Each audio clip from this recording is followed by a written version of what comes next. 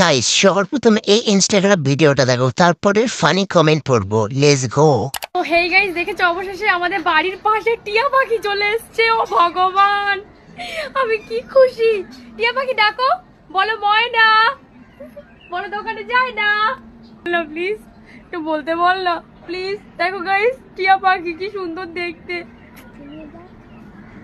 High high high, আমার কাছে আয়। আসছে না কেন? আয় না আয় না।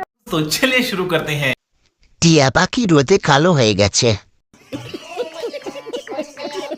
ভুল বলছিস, ওটা টিয়া পাখি না, ওটা উট পাখি। তোর বাবা দুবাই থেকে এনেছে।